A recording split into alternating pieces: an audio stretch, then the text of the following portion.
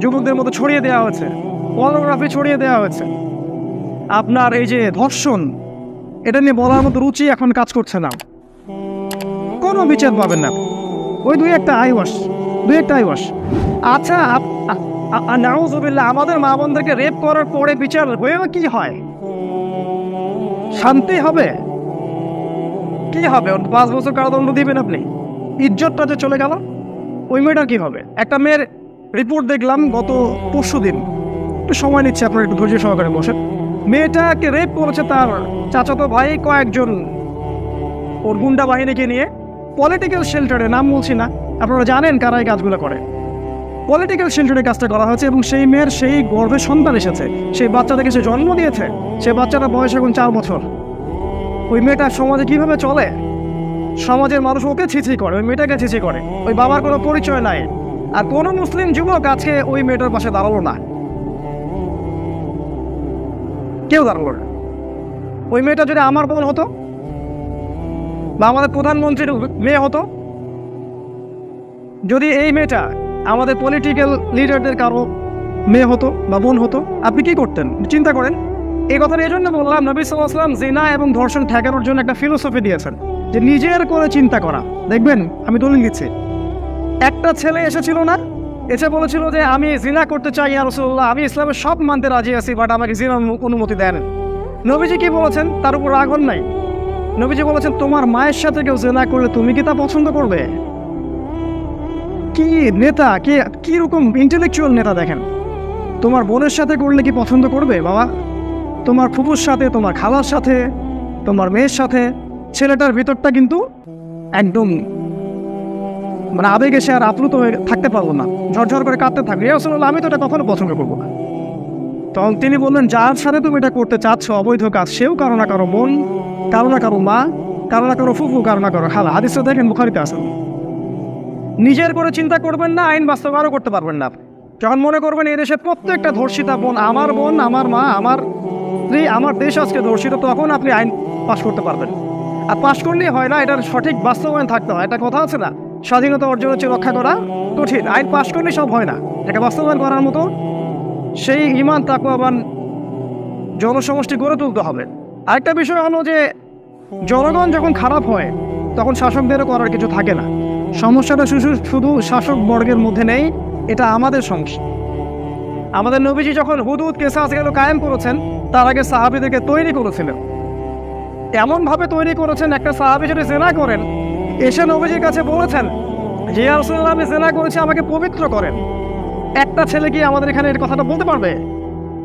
কারণ এই তাকওয়া আমরা তাকে ট্রেন্ড আপ করিনি। আপনি ইসলাম তুলে দিয়েছেন শিক্ষা ব্যবস্থা থেকে, রাষ্ট্র থেকে, সংবিধান থেকে, আপনার এডুকেশন সিস্টেম থেকে, ইকোনমিক সিস্টেম থেকে। আপনি কেমন করে আশা করছেন যে একটা পুণ্যবান, একটা আলোকিত প্রজন্ম গড়ে উঠবে? এরা তো পর্নোগ্রাফিতে থাকবেই, মাদক খাবেই, ধর্ষণ করবেই, রেপ করবেই। কোনো আধ্যাত্মিকত্ব নাই, কোনো আইনের শাসনও নাই, এবং ইসলামী হুকুমতগুলো নাই। দ্যাট ইজ ওয়াই প্রবলেমগুলো হচ্ছে। আর এগুলো আস্তে আস্তে আরো বাড়তে থাকবে, কারণ নবীজি বলেছেন সামনে মানুষ গবাদি পশুর সাথে জেনা করবে। আমি যে মিম্বরে দাঁড়িয়ে কথাটা বললাম, কথাটা মনে রাখেন, সামনে মানুষ গবাদি পশুর সাথে জেনা করবে, এটা হাদিস আছে। এত বেশি বাড়তে থাকবে এই সমস্যাগুলা, হাত্তা যতক্ষণ পর্যন্ত না আবার ইসলামী খেলাফা বাস্তবায়ন হয়, তার আগ পর্যন্ত। এবং কিছু হাদিস আছে, আমি সনদগত দিক থেকে দুর্বল জন্য সবসময় বলি না, এমনভাবে এসেছে হাদিসগুলো যে এমন ইনসাফ, এমন ন্যায় কায়েম হবে সেই খেলাফতে, যে অন্যায় করার সাথে সাথেই দেন কোর্ট বসায় তার বিচার করে ফেলা হবে। এরকম একটা সময় আসতে যাচ্ছে সামনে, শুধু অপেক্ষা করতে থাকেন, কিচ্ছু করতে পারবে না তারা। এটা আসতে যাচ্ছে সামনে, কেউ ঠেকাতে পারবে না। আপনি সামাজিক দৃষ্টিভঙ্গি থেকে তাকান, খালি হত্যা, খুন, ধর্ষণ, ফাসাদ এগুলো দেখতে পারবেন। কারণ ওই যে আমি প্রথমে বলেছি, ইন্না দীন ইনদাল্লাহিল ইসলাম, এই আয়াত থেকে আমরা শুরু এসেছি। উদখুলু ফিস-সিলমি কাফা, ইসলামে পরিপূর্ণভাবে প্রবেশ করি নাই। ইসলাম ছাড়া অন্য দিন তালাশ করছি, অন্য রিলিজন তালাশ করছি, অন্য জায়গায় আদর্শ তালাশ করছি। আল্লাহ পাক এগুলোর ফল আমাদেরকে ভোগ করাচ্ছেন। এই যে মানুষের জমি লুট করে খাওয়া, কে করতেছে এগুলো? ওরা করে না, আমরাই করি। আপনি দেখেন মাদক, মুসলিম যুবকদের কথা বলছি, আমার তো মনে হয় 80%ই মাদকের সাথে জড়িত। কয়টা ছেলে পাবেন ফ্রেশ মাদক ছাড়া, সিগারেটও খায় না এমন ছেলে কয়জন আছে? এদের রক্তকে দূষিত করে ফেলা হয়েছে। এগুলা এমনি এমনি করা হয়নি, কারণ দাজ্জাল জানে যে তার এই এজেন্ডার সবচেয়ে বড় বাধা হচ্ছে যুব সমাজ। এই জন্য যুব সমাজের আত্মাটাকে সে ধ্বংস করে দিয়েছে। কিভাবে? এই মাদক দিয়ে আর পর্নোগ্রাফি দিয়ে, দুইটা মেইন অস্ত্র আর কি। কত যুবক আছে আমাদের মতো স্কলার, মানে আমাদের মতো, মানে বলছে যারা কোরআন হাদিস পড়াশোনা করছে, কিন্তু বুক ফুলায় সত্য কথাটা বলতে পারে না। কেন পারে না জানেন? আপনার কাছে মনে হয় সে ভয় পায়। আমি আপনাকে রিজনটা বলছি। রিজনটা পর্নোগ্রাফি। ইয়েস। মানুষ যখন গোপনে পাপ করে তখন দেখবেন পাবলিকলি সে হক কথাটা বলার সাহস পায় না, ভিতর থেকে সাউন্ড আসে না। ইমানের ওই জাজবাটা আসবে না আপনার ভিতর থেকে, কারণ ওই পর্নোগ্রাফির কারণে হৃদয়টা আস্তে আস্তে আস্তে আস্তে ডেড হার্ট, মরে গেছে। এখন সেখানে নূর নাই, এই জন্য সে সত্য কথাটা বলতে পারছে না। সে কিন্তু কোরআন জানে, তার কথাই বলছে। আর অন্যদের কথা বাদ দেন, যে যুগে আমরা বাস করছি, ফিতনাতুল মাসিহিদ দাজ্জাল এবং তার অনুসারীদের যুগ, এই যুগে এটা বেশি প্রয়োজন। আল্লাহ পাক বলেছেন, ওয়া মা ইয়াবতাগি গায়রাল ইসলামি দীনান ফালা ইউকবালা মিন।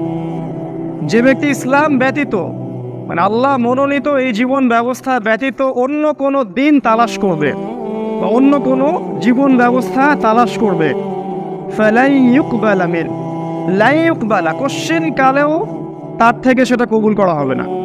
যারা সামান্য আরবি ব্যাকরণ বোঝেন তারা বুঝবেন, লা ইউকবালা মানে হচ্ছে ফালা ইউকবালা, কোশ্চেন কালেও সেটা তার থেকে গ্রহণ করা হবে না। ওয়া হুয়া ফিল আখিরাতি মিনাল খাসিরিন, এবং সে ব্যক্তি বা সেই দেশ বা সেই রাষ্ট্র বা সেই জাতি বা সেই বিশ্ব পরকালে ক্ষতিগ্রস্তদের অন্তর্ভুক্ত হবে, যারা আল্লাহ পাকের এই মনোনীত জীবন ব্যবস্থা ব্যতীত অন্য কোনো দিন তালাশ করবে। এবার আসেন এই সূরার ৮৩ নম্বর আয়াতে। আশ্চর্যজনক একটা কিতাব কোরআন, এই একই সূরার মধ্যেই এই এতগুলো কথা আছে। এই সূরার মধ্যেই আছে ৮৩ নম্বর আয়াতে আল্লাহ পাক বলছেন, আফা গায়রা দীনিল্লাহি ইয়াবগুন। আল্লাহ পাক বলছেন যে তারা কি তবে এই দিন ইসলাম ছাড়া অন্য কোনো দিন তালাশ করছে? আফা গায়রা দীনিল্লাহি ইয়াবগুন, তারা কি ইসলাম ব্যতীত অন্য কোনো রিলিজিয়ন বা কোড অফ লাইফ তালাশ করছে? আল্লাহ পাকের কথাটা খুব ভালো করে মনোযোগ দিয়ে শুনুন। আল্লাহ পাক বলছেন তারা কি ইসলাম ব্যতীত অন্য কোনো দিন তালাশ করছে? ওয়ালাহু আসলামা মান ফিস সামাওয়াতি ওয়াল আরদি তাওআন ওয়া কারহান।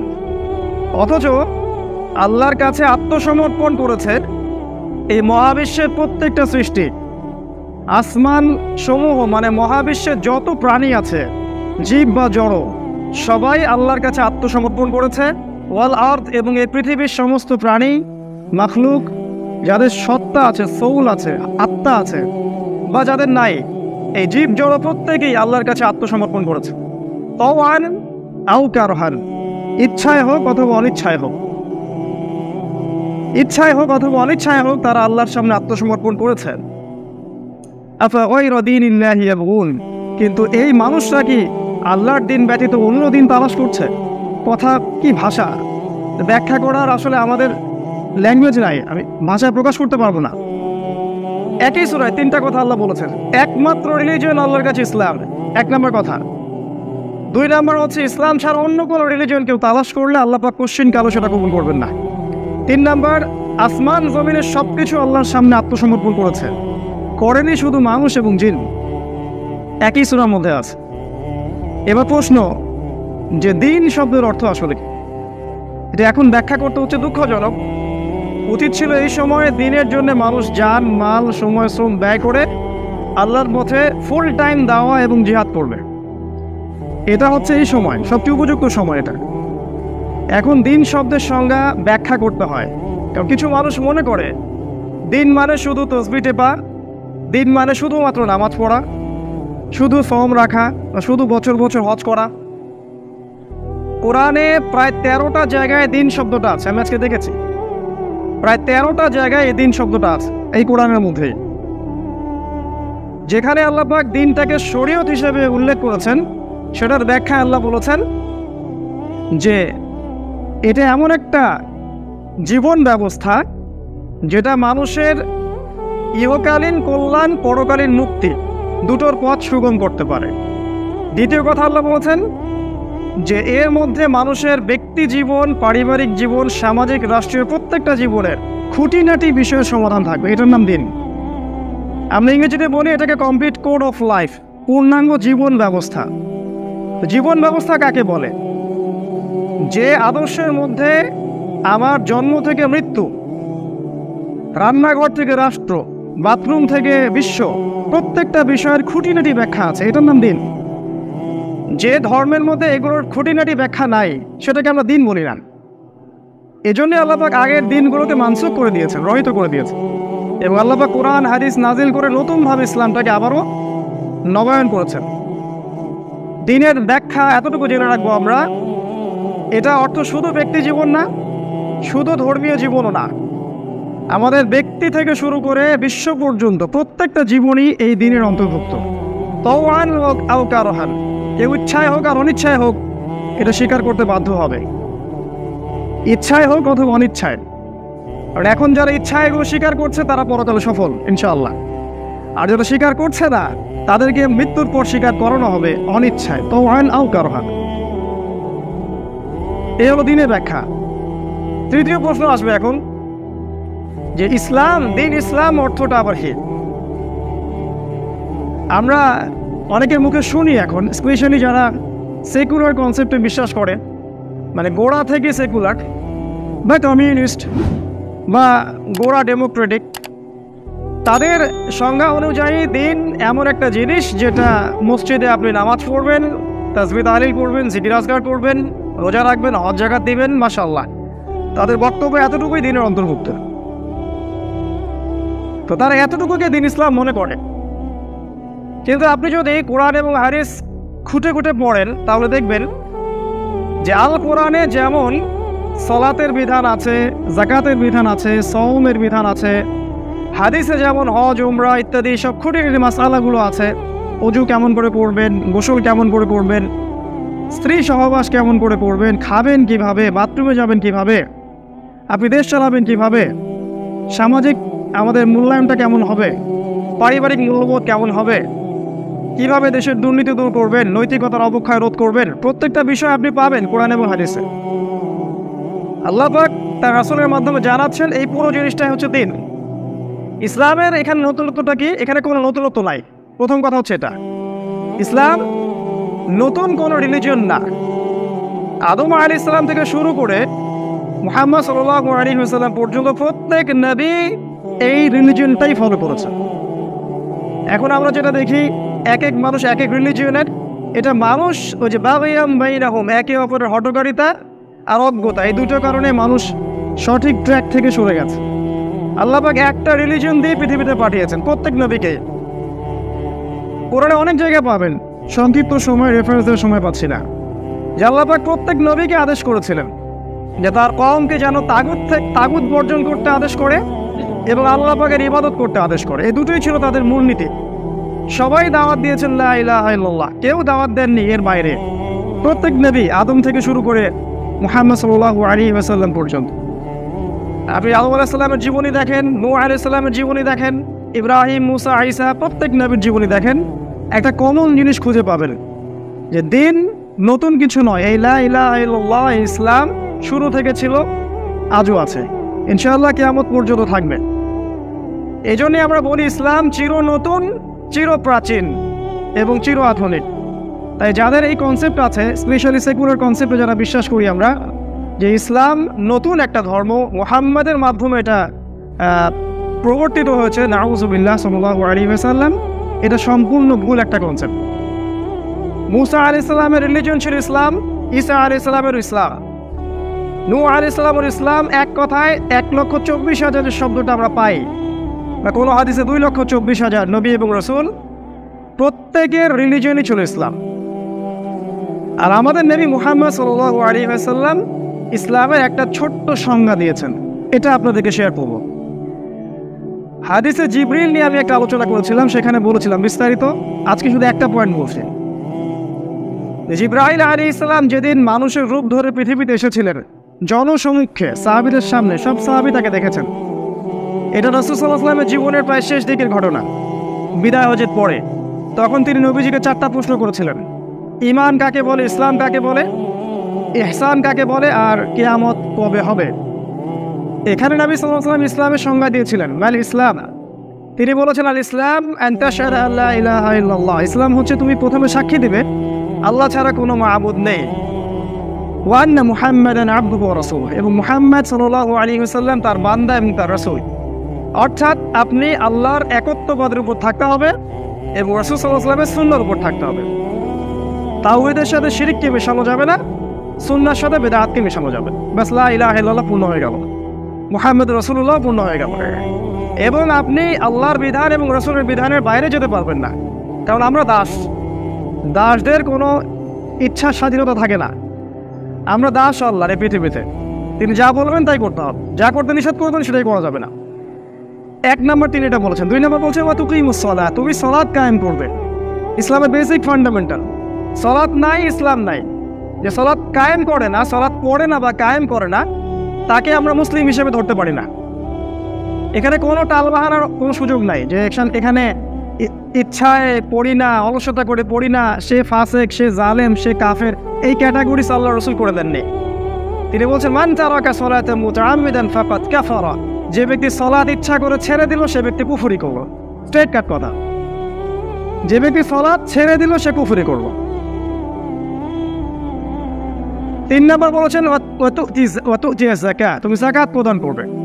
সালাত আপনাকে করবে কি, আল্লাহর অভিমুখী করবে, আপনাকে আল্লাহর যে শেল বা রক্ষা কবচ এখান থেকে দূরে যেতে দিবে না। দিনে 5 বার আপনি আল্লাহর কাছে দেখা করবেন, আপনি পাপ থেকে দূরে থাকবেন ইনশাআল্লাহ। আর যাকাত কি করবে, যাকাত আপনার সমাজের মধ্যে ইকোনমিক স্যাংশন দূর করবে, অর্থনৈতিক যে অচল অবস্থা এটা দূর করে দিবে। যাকাত প্রতিষ্ঠিত থাকলে সমাজের মধ্যে ইকোনমিক একটা ফ্লুয়েন্সি থাকে, সবার কাছে কম বেশি অর্থ থাকে। আর যাকাতহীন যেটা সুদভিত্তিক অর্থনীতি, এখানে যেটা হয় যে ধনিক শ্রেণীর হাতে সব সম্পত্তি চলে যায় আর গরিব শ্রেণীর মানুষ দাস হয়ে থাকে, যেটা হচ্ছে এবং সামনে আরও ভয়াবহ আকার ধারণ করবে। জাতিসংঘ পর্যন্ত রিপোর্ট দিয়েছে গতকাল দেখলাম যে সামনে করোনা পরবর্তী বিশ্বে 50 থেকে 60 কোটি মানুষ দুর্ভিক্ষে মারা যাবে। ওরাই বলছে, আমরা বলছি না। কারণ ইকোনমিক স্যাংশন, অর্থনীতি যে অচল অবস্থা তৈরি হয়েছে, এটা যাকাত না থাকার কারণে হয়েছে, শুধু মহামারীর কারণে হয়নি। তিনি আরো বলেছেন তাহুজ্জুল বাইত মান ইসতাতা ইলাইহি সাবিলা, আরেকটা বলেছেন সাওম রাখা রমাদান মাসে। এই হজ আপনাকে ইব্রাহিমী চেতনায় উদ্বুদ্ধ করবে এবং তাওহীদের উপর প্রতিষ্ঠিত থাকতে সাহায্য করবে। আর এই সাওম আপনার আত্মশুদ্ধি দিবে, তাকওয়া অর্জনের মাধ্যম হবে। এই 5টাকে রাসূল সাল্লাল্লাহু আলাইহি ওয়াসাল্লাম বলেছেন ইসলাম, তিনি এই সংজ্ঞা দিয়েছেন। এখন আমরা যে সমস্যাগুলো দেখছি সমাজের মধ্যে, ইসলামের এই যে বেসিক সংজ্ঞাটা দিলাম, এই 5টা বেসিক ফান্ডামেন্টাল, এটা কমপ্লিট কোড অফ লাইফ, জীবনের প্রত্যেকটা বিষয়ের ব্যাখ্যা এখানে আছে। এই বিষয়টাকে কেন্দ্র করে আমাদের এই বিশ্বে, আমাদের শুধু রাষ্ট্রে না, আমাদের পুরো বিশ্বে কিছু সমস্যা সৃষ্টি হয়েছে। কিছু কিছু মানুষ এটাকে হৃদয় থেকে গ্রহণ করেছেন, কিছু কিছু মানুষ এটাকে গ্রহণ করেননি, কুফরি করেছেন। আবার কিছু মানুষ মুখে গ্রহণ করেছেন, ভিতর থেকে গ্রহণ করেননি। এই হচ্ছে বাস্তবতা। আবার কিছু মানুষ ইসলামের আংশিক অবস্থা নিয়েছেন, আংশিকটা নেননি। আবার কিছু মানুষ দেখা যাবে ইসলামের যে বিষয়গুলো নিজের স্বার্থে যায় সেগুলোকে নিয়েছেন, যেগুলো স্বার্থে যায় না সেগুলোকে নেন নাই। আল্লাহ পাক যেটা বলেছেন সেটা আয়াতটা বলে আমি অন্য প্রসঙ্গে যাচ্ছি। আল্লাহ পাক বলছে উদখুলু ফিস সিলমি কাফা, আল্লাহ পাক বলছেন এই যে কমপ্লিট কোড অফ লাইফ তোমাদেরকে দিলাম, এখানে তোমরা প্রবেশ করো, ফিস সিলমি কাফা, পরিপূর্ণভাবে প্রবেশ করো, আংশিক প্রবেশ করো না। আল্লাহ পাক আরো বলেছেন ইসলামে প্রবেশ করো এবং তাগুতের সাথে কুফরি করো। আমাদেরকে কুফরি করতে বলেছেন। আর তাগুত কি? আল্লাহ বিরোধী যে কোনো শক্তি হচ্ছে তাগুত, ধর্মীয় ক্ষেত্রে হোক বা পলিটিক্যাল ক্ষেত্রেই হোক না কেন। এই দিনের প্রচার নবী সাল্লাল্লাহু আলাইহি ওয়াসাল্লাম করেছিলেন, প্রত্যেক নবী রাসূল করেছেন। এবং আমরা যদি আমাদের নবীর জীবনের দিকে তাকাই, আমরা দেখব যে মাত্র 23 বছরের ব্যবধানে তিনি মক্কার ওই জাহেলি সমাজটাকে পরিপূর্ণ একটা আলোকিত সমাজে পরিণত করেছেন। তাই করেননি? আমরা মক্কার দিকে তাকালে দেখব সেখানে সুদ ছিল, শিরিক ছিল, নারীর অবমাননা ছিল, জিনা ছিল, ধর্ষণ ছিল, আপনার গোত্রীয় দ্বন্দ্ব ছিল, মাদক ছিল, আপনি 23 বছর পরের মক্কার দিকে তাকাবেন, দেখবেন সেখানে কোনো শিরিক নাই, না আছে কোনো মাদক, না আছে কোনো রেপ, না কোনো জিনা, না কোনো শিরক, না গোত্রীয় হানাহানি, কিছুই নাই।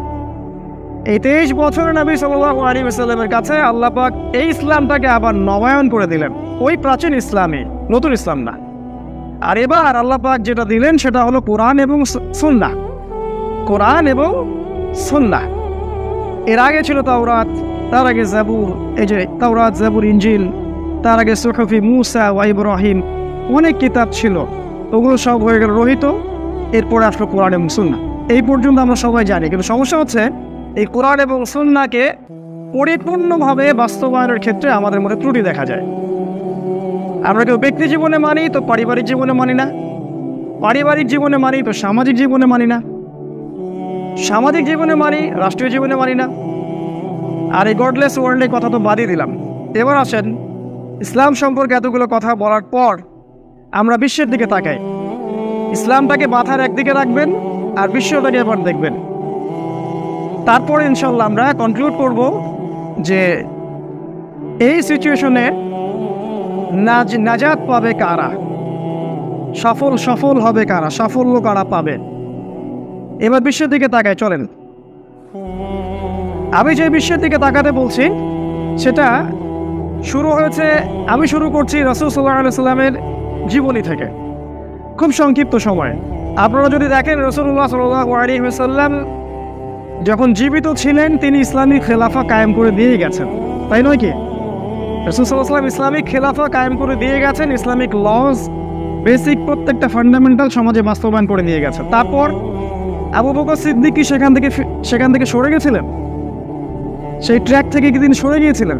উসমান রাদিয়াল্লাহু আনহু, ওমর ইবনে খাত্তাব, আলী, কোনো খলিফাই এই ট্র্যাক থেকে সরে যান নাই। তারা সেই খেলাফার ভিত্তিটা শক্ত করে ধরে রেখেছিলেন।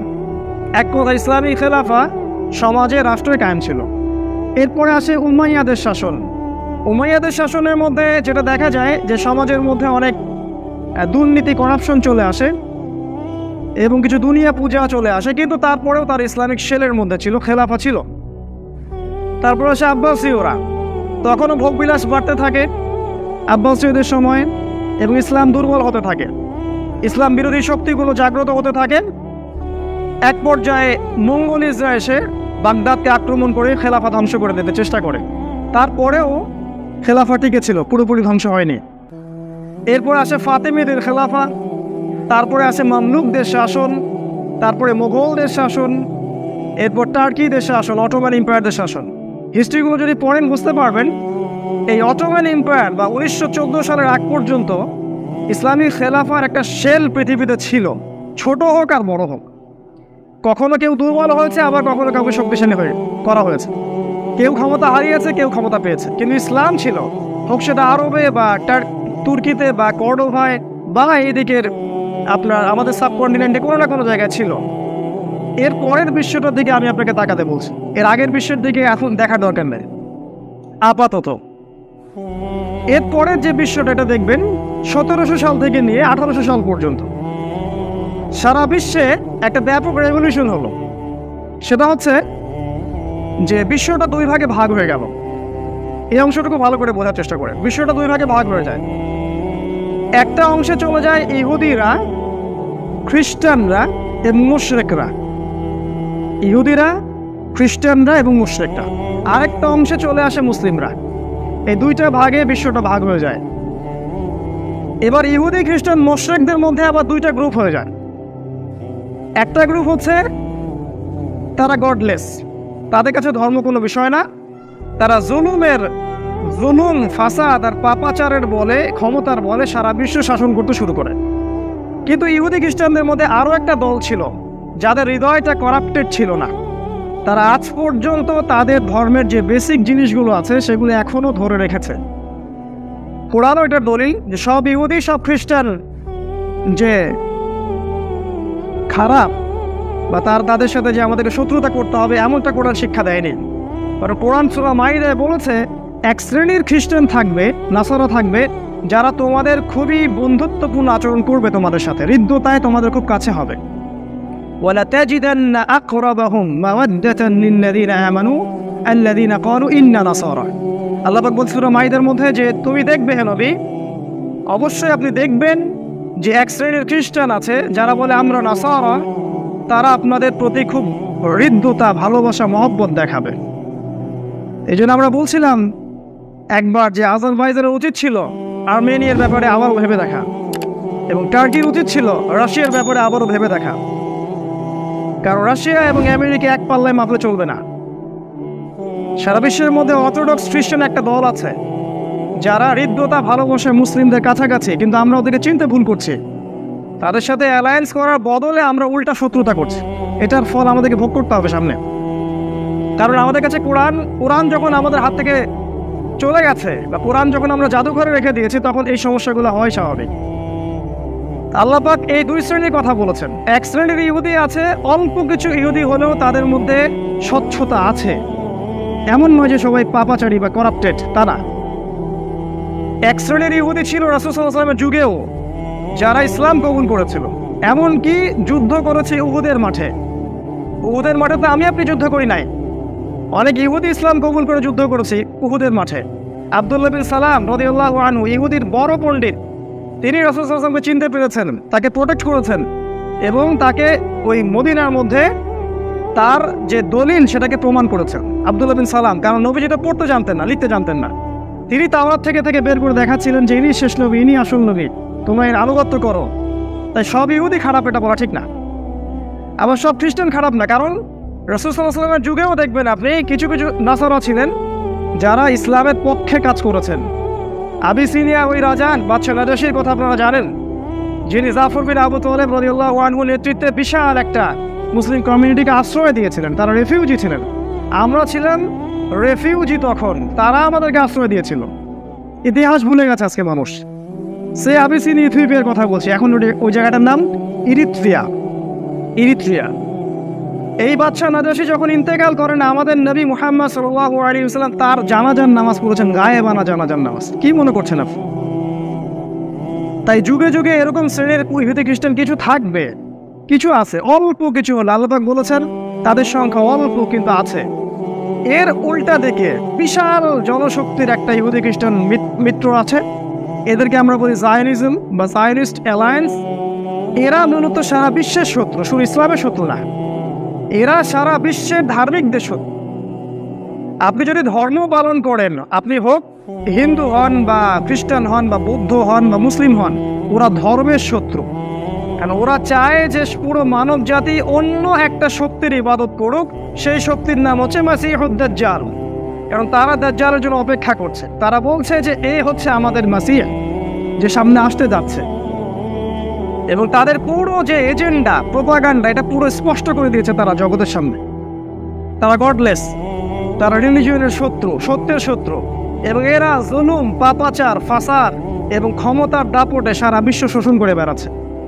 এটা হচ্ছে বড় মেজর শ্রেণী ইহুদি খ্রিস্টান অ্যালায়েন্স, যাদেরকে আমরা বলি জায়নিস্ট মুভমেন্ট। এদের লিডার হচ্ছে ইসরায়েল, এদের মূল লিডার হচ্ছে ইসরায়েল, যার বিরুদ্ধে মুসলিমদের কোনো এখন ইনিশিয়েটিভ নাই, বরং তার সাথে হাত মিলাচ্ছে সবাই। এই গাদ্দারদেরকে আমরাও ক্ষমা করবো না, আল্লাহ পাক যেন এদেরকে মাফ না করেন, আল্লাহ পাক কবুল করুন দোয়া। যারা ইসরায়েলের সাথে হাত মিলিয়েছে, এই গাদ্দার, এরা হচ্ছে উম্মার সবচেয়ে বড় গাদ্দার। হোক সেটা আলে সৌদ, হোক সেটা আরব আমিরাত বা দুবাই বা যে কেউ। আল্লাহ রাব্বুল আলামিন বলেছেন, আমি মনে করি এই আয়াতগুলো একটু। আল্লাহ পাক সূরা বাকারার মধ্যে বলেছেন যে ওয়ালান তারদা আনকাল ইয়াহুদ ওয়ান নাসারা হাত্তা তাত্তাবিআ মিল্লাতাহুম। হে নবী, ইহুদি এবং খ্রিস্টানদের এই অ্যালায়েন্সটা, যারা ইসলামের দুশমন, তারা কোশ্চেন কালেও আপনার প্রতি সন্তুষ্ট হবে না যতক্ষণ না আপনি ওদের মিল্লাত গ্রহণ করছেন। ওয়ামান আসদাকু মিনাল্লাহি হাদিসা, আল্লাহর চেয়ে আর সত্য কথা কে বলতে পারেন বলেন? কিছু মানুষ ইন্টারফেইথের কথা বলে এখন এদের সাথে। আল্লাহ সত্য না, এরা সত্য। আল্লাহ পাক বলছেন এরা ততক্ষণ পর্যন্ত তোমার প্রতি সন্তুষ্ট হবে না হে নবী, যতক্ষণ তুমি এদের সাথে যুক্ত না হচ্ছ বা এদের মিল্লাত গ্রহণ না করছো।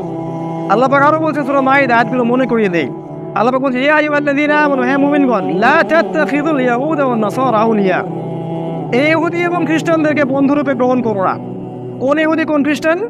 বা'দুহুম আউলিয়াউ বা'দ, যারা একে অপরের বন্ধু, এই জায়নিস্ট মুভমেন্ট, যারা একে অপরের বন্ধু, ওই ইহুদি ওই খ্রিস্টান নয় যারা আমাদেরকে আশ্রয় দিয়েছিল আবিসিনিয়া, তারা নয়।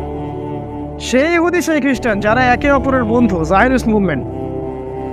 কারণ আল্লাহ পাক বলছেন ওয়া মা ইয়াতাওয়াল্লাহু মিনকুম ফাইন্নাহু মিনহুম, তোমাদের মধ্যে যদি কেউ ওদের সাথে হাত মিলায়, সে এই উম্মতের কেউ না, সে তাদের অন্তর্ভুক্ত। এটা আল্লাহর কথা। যারা এদের সাথে হাত মিলাচ্ছে, অ্যালায়েন্স করছে, তারা আমাদের উম্মার কেউ না। সে যেই হোক না কেন, হোক সে মুসলিম বা মুনাফিক বা অমুক আরব রাষ্ট্রের নেতা বা যে কেউ, তুমি আমাদের উম্মতের কেউ না। তোমাকে আমরা কি আমাদের মাঠে দেখে নেব ইনশাআল্লাহ। এই পুরো গাদ্দারির হিসাব আল্লাহর কাছে দিতে হবে, উম্মার সাথে গাদ্দারি। আরও বলেছেন আল্লাহ পাক, এখানে দুইটা শ্রেণী পেলেন, ইহুদি এবং খ্রিস্টান, যারা একে অপরের সাথে বন্ধুত্ব করেছে।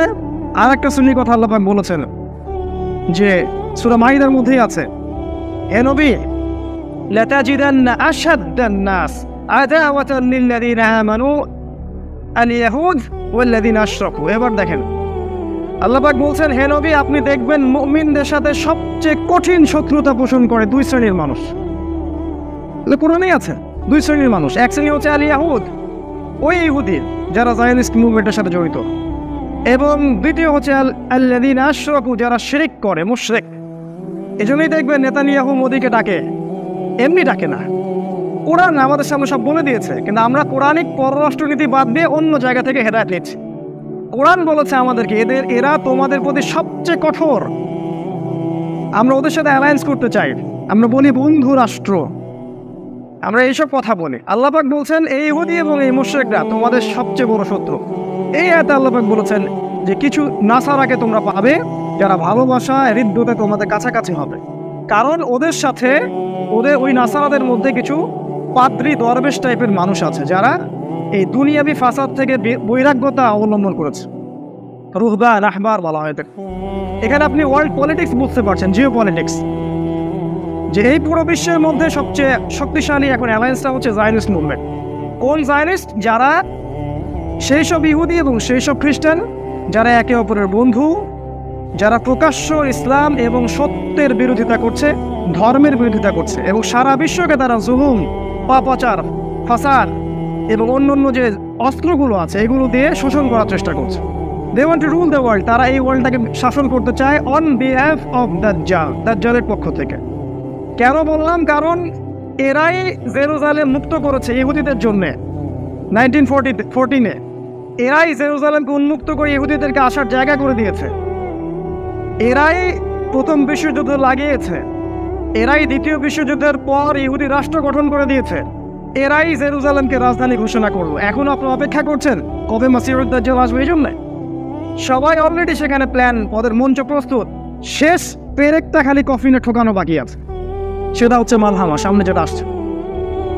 এই বিশ্বের অবস্থা, এখানে আপনি দেখবেন ইহুদি খ্রিস্টানদের মধ্যে এইভাবে দলাদলি হয়ে গেছে। দুইটা দল মেজর। এক দল তারা জুলুম এর বলে বিশ্ব শাসন করছে, আর এক দল অল্প কিছু মানুষ আছে তাদের মধ্যে যারা হৃদ্যতা ভালোবাসায় মুসলিমদের কাছাকাছি হবে। আর মুসলিমদের দিকে এবার তাকান, আরেকটা দল যেটা বিশ্বের মধ্যে আছে। এই মুসলিমদের মধ্যেও দুইটা দল, মেজর দুইটা দল। একটা হচ্ছে মুমিন, আর একটা হচ্ছে মুনাফিক। একদল মুমিন, একদল মুনাফিক।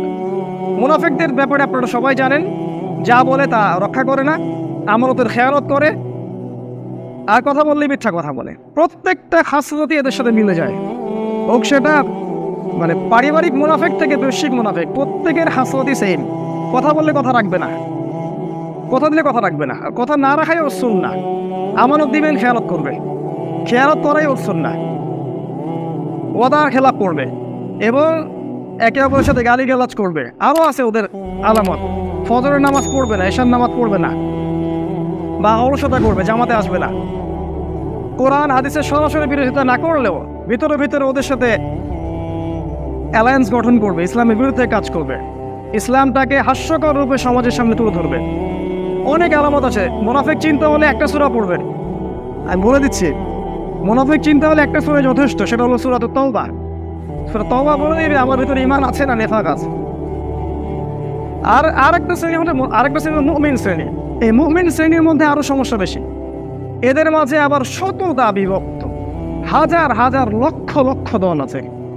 একটা দুইটা না, লক্ষ লক্ষ দল আছে।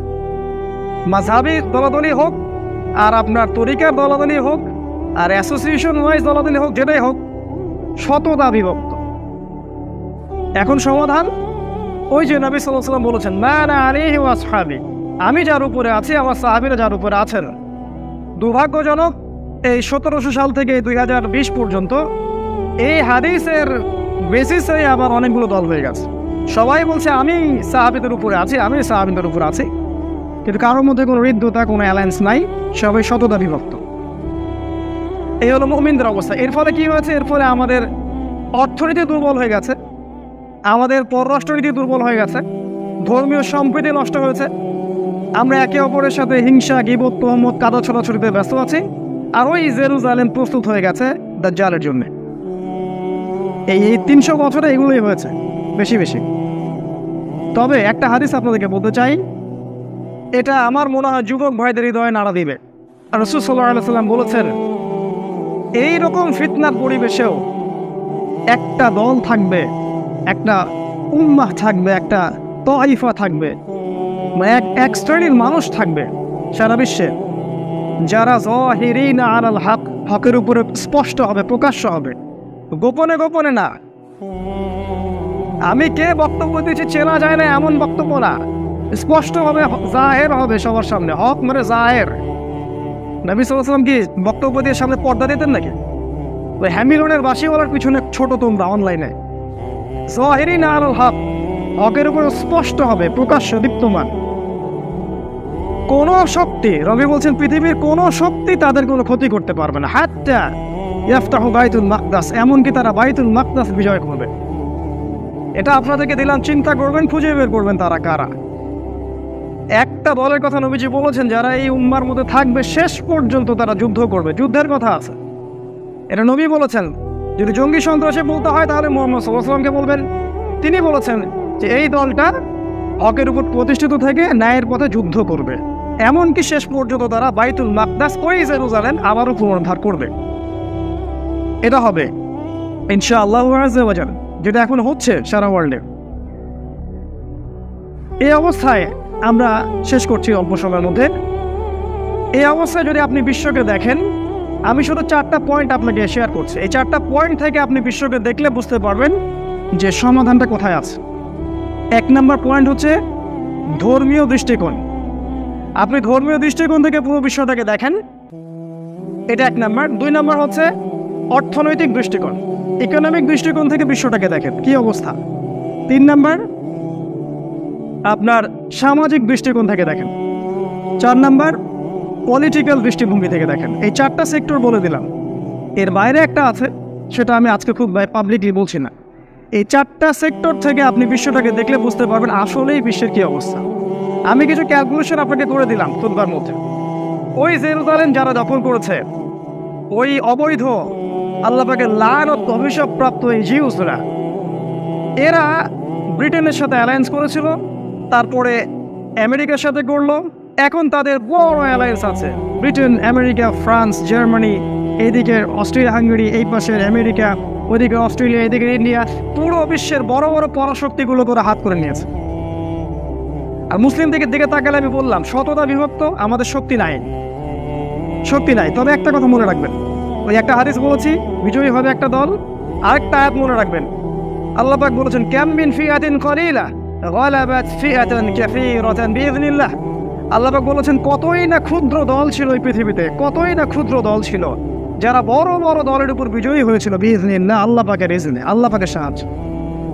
এটাই সেই দল যারা বিজয়ী হবে ইনশাআল্লাহ। তবে এখন বিশ্বকে আপনি 4টা দৃষ্টিভঙ্গি থেকে দেখেন। এই আপনি ধর্মীয় দৃষ্টিভঙ্গি থেকে তাকান, দেখবেন আমি যেটা বললাম, ধার্মিকদের মধ্যে এখন পরিপূর্ণ ধর্ম পাবেন না, ধর্মের অংশ পাবেন। হয়তো কেউ নামাজি পাক্কা, অর্থনৈতিক জীবনে পাক্কা সুদখোর, কেউ হজ ওমরা করে হাজী সাহেব, আল্লাহ বিরোধী আইন বাস্তবায়ন করছে।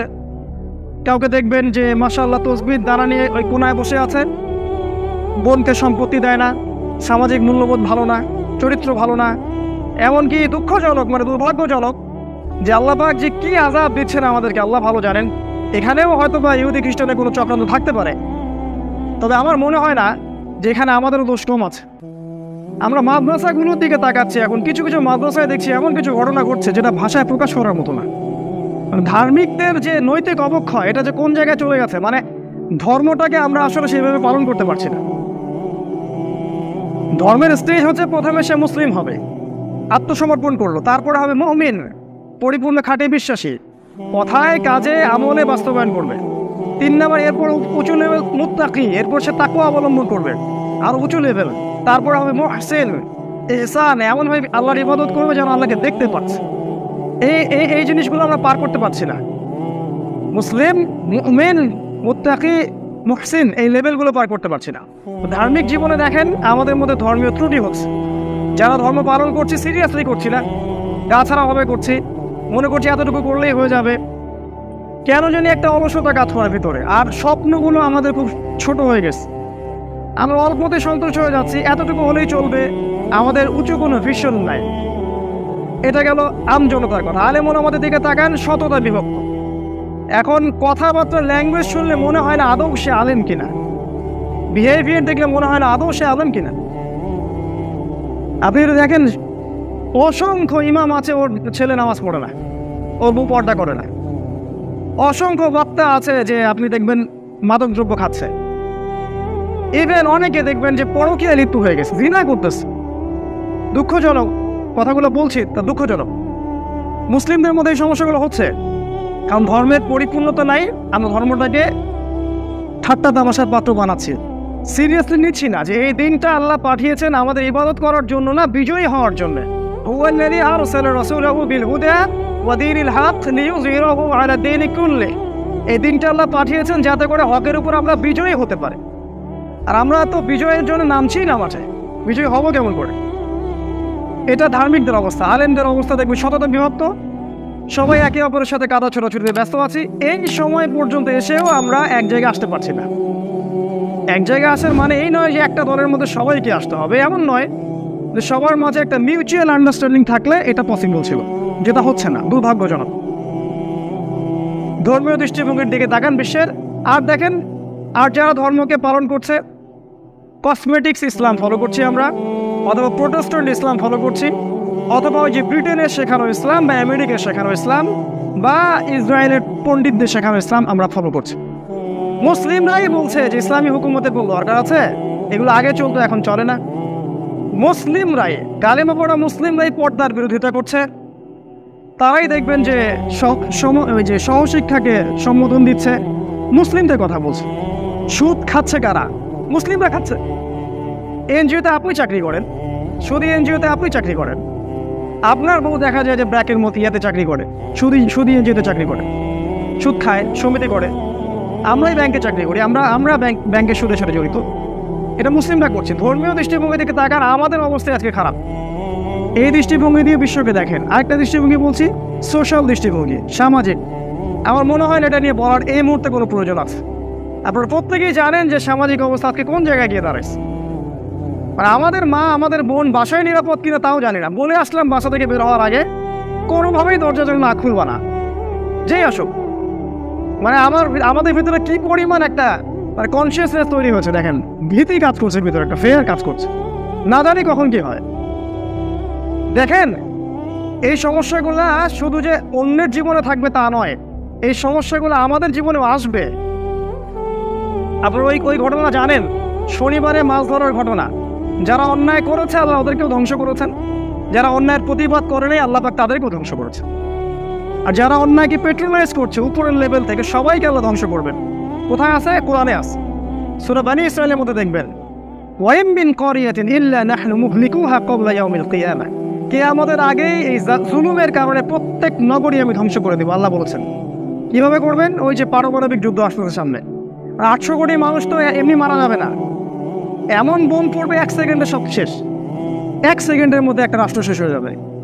5টা বছর অপেক্ষা করেন, দেখেন কি হয়। 5টা বছর অপেক্ষা করেন, সাল বলে দিচ্ছি 2025 সাল পর্যন্ত অপেক্ষা করেন। আল্লাহ ভালো জানেন, আমরা ভবিষ্যৎ বক্তা নই। 2025 পর্যন্ত অপেক্ষা করে দেখেন কি হয় সামনে। যে কোনো সময় ওয়ার্ল্ডে একটা ম্যাসাকার ডিস্ট্রয়মেন্ট শুরু হয়ে যাবে। Nuclear war is coming, knocking at the door, দরজায় কড়া নাড়ছে। সোশ্যাল অবস্থা এই দেখবেন সমস্ত পাপাচারের মূল সামাজিক পাপাচারগুলোর কি নাই? হত্যা অ্যাভেলেবেল, ঘুষ ছাড়া চাকরি হয় না, টেবিলে নিজে টাকা না দিলে আমার জব হবে না। মুসলিম তো ঘুষ নিচ্ছে, ওখানে তো ইহুদি খ্রিস্টান নাই, ওদেরকে ঘুষ দেন কেন সবসময়? নামাজি লোক সেই কাজ করতেছে। আর দুইটা পয়েন্ট বলে শেষ করছি। একটা হচ্ছে আপনাকে অর্থনৈতিক দৃষ্টিভঙ্গি দিয়ে বিশ্বকে দেখতে হবে। সারা বিশ্ব থেকে তাকায় দেখেন, ইকোনমিক স্লেভারি চাপিয়ে দেওয়া হচ্ছে, অর্থনৈতিক দাসত্ব। এর মূল বিষয়টা হচ্ছে সুদ। আমি বহুদিন বলেছি এটা মায়ের সাথে জেনা করা, এটা 36টা মেয়েকে রেপ করা। সুদ মানে আল্লাহ এবং তার রাসূলের সাথে যুদ্ধ ঘোষণা করা। কথাগুলো আমাদের হার্ট, ইন্টারনাল হার্টের মধ্যে আঘাত আর করে না, কারণ আমাদের হার্টগুলো মারা গেছে, আমাদের নফসগুলো মারা গেছে। ইন্না লিল্লাহি ওয়া ইন্না ইলাইহি রাজিউন। রিবা সারা বিশ্বকে শোষণ করছে রিবা। এর ফলে যেটা হবে, বিশ্বের একটা বড় অংশ আস্তে আস্তে আস্তে আস্তে দাস হয়ে যাবে। কয়দিন পর দাস প্রথা আবার আসতেছে সামনে, এবং আপনি এবার হবেন ইকোনমিক স্লেভ, অর্থনৈতিক দাস।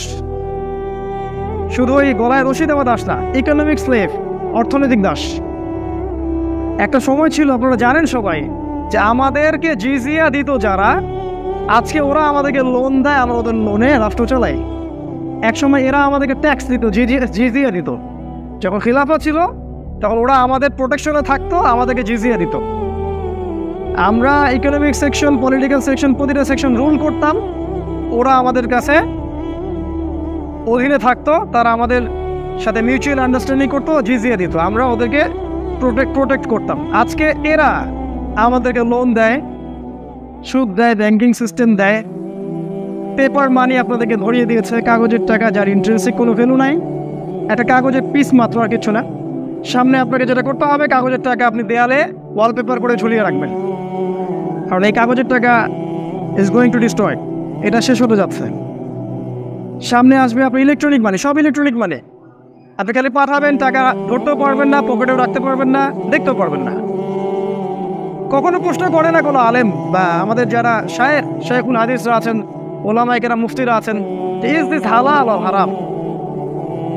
এই যে প্রতারণা সারা বিশ্বে চলছে, ইকোনমিক অর্থনৈতিক প্রতারণা, এই কাগজের টাকা এবং এই ইলেকট্রনিক মানি দিয়ে আর সোনা রূপাটাকে তুলে দিয়ে পুরো মুসলিম বিশ্বের অর্থনীতির যে আপনার কি বলবো, আসল যেগুলো থাকে, আসল সুদ ছাড়া আসল যেটা, এই টাকাগুলো তারা তাদের সম্পদগুলো বাজেয়াপ্ত করে ফেলছে।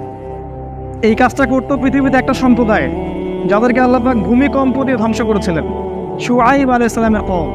এদেরকেও আল্লাহ ভূমিকম্প দিয়ে ধ্বংস করবেন ইনশাআল্লাহ, কারণ আল্লাহ পাক বলেছেন সামনে 3টা ভূমিকম্প আসতে যাচ্ছে, একটা আরবে, একটা পূর্বে, একটা পশ্চিমে। পশ্চিমা বিশ্ব ধ্বংস হয়ে যাবে, ডিস্ট্রয়। সময়ের ব্যাপার মাত্র এগুলো। ইকোনমিক দৃষ্টিভঙ্গি দিয়ে তাকান, দেখবেন রিবা, ঘুষ, বোগাস পেপার মানি, হারাম ইলেকট্রনিক মানি, এবং দেখবেন ইকোনমিক স্যাংশন, অর্থনৈতিক স্যাংশন চাপিয়ে দেবেন। আপনি কোরআন সুন্নাহ হকের উপর থাকতে চাইবেন, ইভেন এখন যদি আপনারা সবাই রাষ্ট্র ক্ষমতা চলে যান এবং ইসলাম কায়েম করতে চান, আপনার ইকোনমিক স্যাংশন তারা ধস নামিয়ে দেবে, একেবারে টাকার মান কমিয়ে দেবে, আপনার সম্পদ তারা বাজেয়াপ্ত করে নেবে। সব কিছু ওদের হাতে, ওদের হাতে ন্যাটো, ওদের হাতে ইউনাইটেড নেশনস, ওদের হাতে জাতিসংঘ, ওদের হাতে IMF, every single sector, CIA, BBC, CNN, media, প্রযুক্তি, অস্ত্র, সব ওদের হাতে। এই অবস্থা সৃষ্টির জন্য কে দায়ী? আপনি, আমি সহ প্রত্যেক মুসলিম দায়ী, প্রত্যেকটা ইন্ডিভিজুয়ালের জন্য দায়ী। আমি দায়ী, আপনি দায়ী, আমরা প্রত্যেক প্রোটেস্ট্যান্ট এই কসমেটিক্স ইসলাম যারা ফলো করি, আমরা প্রত্যেকেই দায়ী, এবং প্রত্যেককে হিসাব দিতে হবে, আমাকে সহ। উম্মার এই অবস্থা হলো কেন আল্লাহ পাক জিজ্ঞাসা করবেন, এবং হাউজে কাউসার নবী সাল্লাল্লাহু আলাইহি ওয়াসাল্লাম আটকে দিবেন আমাদেরকে, তোমাদের হাতে আমানত দিয়ে এসেছিলাম, কি করলাম? একটা মানুষের বাবাকে যদি কেউ গালি দেয়, তার একদম ভিতরে গা জ্বলে যায়, রক্ত গরম হয়ে যায়। দিব্যি ইসলামকে ছোট করা হচ্ছে, ইসলামকে ডমিনেট করা হচ্ছে, ইসলামকে একদম মানে কি বলবো, মানে পায়ের তলে ফেলে পিষ্ট করা হচ্ছে। কারো কোনো রকম চেতনা জাগ্রত হয় না, সবাই আমরা দুনিয়া নিয়ে ব্যস্ত আছি, আমাদের খাওয়া, আমাদের ভোগবিলাস, আমাদের এই ফেরকাবাজি, আমাদের এগুলো নিয়ে ব্যস্ত আছে। আলু রুটি খাও, সেমাই খাও, আর ঘরে যায় ঘুমা। আল্লাহ পাক আমাদেরকে বোঝার তৌফিক দান করুন। লাস্ট পয়েন্ট হচ্ছে পলিটিক্যাল দৃষ্টিভঙ্গি দিয়ে বিশ্বকে দেখেন, দেখবেন সারা বিশ্ব থেকে খেলাফা উঠে গেছে, ইসলামী আইন উঠে গেছে, ইসলামী আইন এখন জাদু করে, পৌরাণিক যে পররাষ্ট্রনীতি সেটাও জাদু করে। এর ফলে যেটা হয়েছে, প্রত্যেকটা মুসলিম কান্ট্রি আজকে দাস, এক কথা স্লেভ। এবং তাদের মধ্যে সেকুলারিজম ছড়িয়ে দেওয়া হয়েছে, কমিউনিজম ছড়িয়ে দেওয়া হয়েছে, ডেমোক্রেসি ছড়িয়ে দেওয়া হয়েছে। এখন এইটার প্রায় 300 বছর হয়ে যাচ্ছে। এই 300 বছরে আমাদের এই অধঃপতনের এই জায়গা চলে আসছি। এখন এই জায়গা থেকে উত্তরণ পাবে কি আদৌ কেউ? প্রশ্ন এটা, আদৌ কি আমাদের উত্তরণ সম্ভব বা কেউ কি সফল হবে? একটা হাদিস বলে শেষ করে দিচ্ছি। আমি হাদিসটা আগেও একবার বলেছি, আবার বলছি।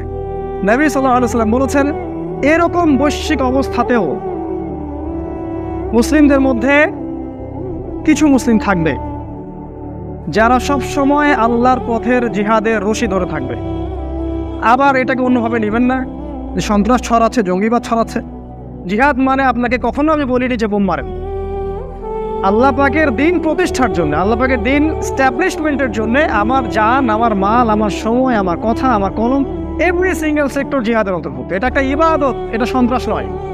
তোমরা যারা মিডিয়ার মাধ্যমে এটাকে সন্ত্রাসে পরিণত করেছো, কিয়ামতের জন্য অপেক্ষা করো, খালি মরা পর্যন্ত অপেক্ষা করো। কবরে তোমাদের 12টা বাজানো হবে ইনশাআল্লাহ। মিডিয়া ওদের হাতে যা ইচ্ছে তাই ইসলামের নামে। ওই দেখলেন না সালাম দেওয়া শেখাচ্ছে আপনাদেরকে, সালাম দেওয়া তাহলে আপনারা এতদিন শেখেন নাই, তাই না? এবার শিখলেন কেমন করে সালাম দিতে হয়। বাই দ্য ওয়ে, এক ইহুদি এভাবে সালাম দিয়েছিল নবীজিকে, জানেন কিনা? বলেছিল আসসালামু আলাইকুম, সালামু আলাইকুম বলেছিল। নবীজি বলেছেন ওয়া আলাইকুম। ইসলামে সবই আছে, এটাও আছে যেটা আপনি টকশোতে দেখলেন। আয়েশা রাদিয়াল্লাহু আনহা এই শব্দটার ভাষার অর্থটা বুঝেছিলেন। তিনি বলেছিলেন যে ইয়া রাসূলুল্লাহ, এর উপর বদদোয়া করা দরকার। নবীজি বলেন যে দেখো আমি তো বলেছি ওয়া আলাইকুম। আয়েশা রাদিয়াল্লাহু আনহা বলছেন ও যে শব্দটা বলেছে এর অর্থ হচ্ছে তোমার মৃত্যু হোক। আসসালামু আলাইকুম মানে তোমার মৃত্যু হোক, তুমি মারা যাও, বদদোয়া আর কি। আর নবীজি বলেছেন, আমাদের সবচেয়ে জেন্টলম্যান নবীজি, হ্যান্ডসাম ম্যাচিউরড নবী, তিনি বলেছেন ওয়া আলাইকুম, তোমার উপরেও হোক। এরকম করে কেউ সালাম দিলে আপনারা এটা বলবেন ওয়া আলাইকুম, বদদোয়াটা ওর উপরে চলে যাবে ইনশাআল্লাহ। তো এগুলো হচ্ছে অবস্থা। এখন এই অবস্থায় আমাদের যেটা নবী সাল্লাল্লাহু আলাইহি ওয়াসাল্লাম যে বলেছেন যে যারা সফল হবে তাদের কথা বলছি, যারা দুটো কাজ করছে। এক হচ্ছে সবসময় আল্লাহ পাকের পথের জিহাদের রশি ধরে আছে, যখন দিনের জন্য যে কাজটা করার সুযোগ আসছে সেটাই করে ফেলবে ইনশাআল্লাহ, ঘরে বসে থাকবে না, ঘর করা হবে না। আর 2 নম্বর এক শ্রেণীর কথা তিনি বলেছেন, যারা এই বৈশ্বিক ফাসাদ থেকে নিজেদেরকে মুক্ত করে প্রত্যন্ত জায়গায় চলে যাবে, এই ফাসাদ থেকে দূরে থাকবে এবং সেখানে ছোট ছোট মুসলিম কমিউনিটি গড়ে তুলবে। আমি বিগত 1 বছর থেকে এটা বলে আসছি আপনাদেরকে। আর 4-5টা বছর অপেক্ষা করেন, ইনশাআল্লাহ আমার কথাটা আপনাদের মনে পড়বে ইনশাআল্লাহ। আমি জানি না কেউ এটা করবেন কিনা। বাংলাদেশে অনেকে নক করেন, ফোন করেন, মেসেঞ্জার দেন, ভাই কোথাও কি মুসলিম ভিলেজ তৈরি হয়েছে, আমরা সেখানে আসবো। আমি কেমন করে করবো ভাই? এটা তো আমার সামর্থ্য নাই। করবেন আপনারা, আমি দিক নির্দেশনা দিচ্ছি। করে আমাকে একটা জায়গা দেন, সেখানে আপনারা করে আমাকে একটা ছোট্ট ঘর দেন।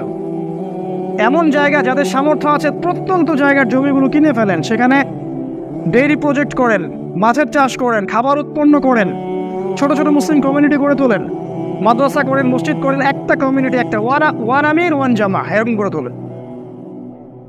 সামনে খাবার পাবেন না ভাই, ওষুধ পাবেন না, সামনে পৃথিবীতে সূর্যের আলো প্রবেশ করবে না। একটা নিউক্লিয়ার ওয়ারকে আপনি কি মনে করছেন? একটা সামান্য একটা ভাইরাস সারা বিশ্বকে বন্ধ করে দিল। অফকোর্স আপনি অবাক হতে পারেন যদি কিয়ামতের মাঠে শোনেন যে এই ভাইরাসটা মানুষের সৃষ্টি করা, বাট আমি অবাক হব না ইনশাআল্লাহ। এটাতে আমার অবাক হওয়ার কিছু নাই।